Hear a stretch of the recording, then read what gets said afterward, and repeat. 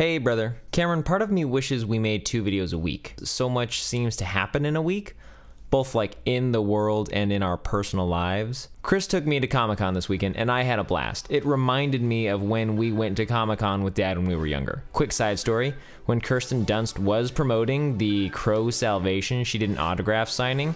When I got up to the front, I asked her if she would give me her phone number, and she respectfully declined. Then I asked if she'd just write some numbers down so I could tell my friends that Kirsten Dunst gave me her digits. Now, the fact that she only wrote down 6 numbers should be an indicator to me that either celebrities who reach a certain status not only get to forego area codes, but a whole extra number, or it might be an indicator that so many other ridiculous teenage boys had asked her for her phone number that she was just tired of writing out 10 numbers and she could only be bothered to write 6. In any event, being back at Comic-Con reminded me of a spirit I think I lost somewhere along the way, the road to adulthood. There's a certain amount of courage that goes into a good cosplay. There's a certain sort of screw it when an adult person wears tights or dresses way outside the norm.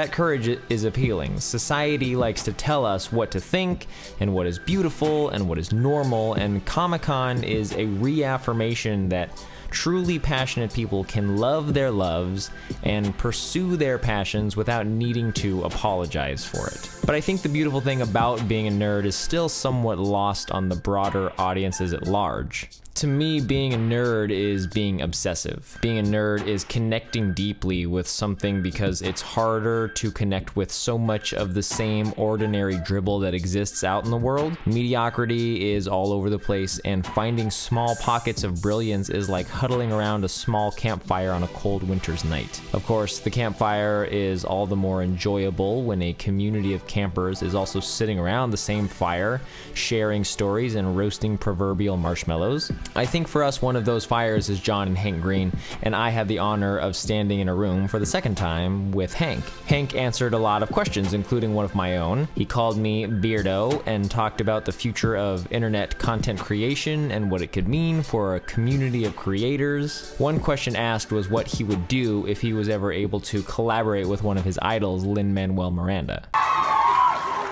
I could make a video with Lin-Manuel Miranda, I probably would, I don't know, it feels like a level of genius that like I don't want to be spoiled by reality, and not because like I think he's gonna be mean, I just think he's gonna be a human being, you know? And like, he's very nice. I've heard from many people he's a very nice, like easy to get along with, like smart guy. But I don't want it. I want to think of him as a god. As a man.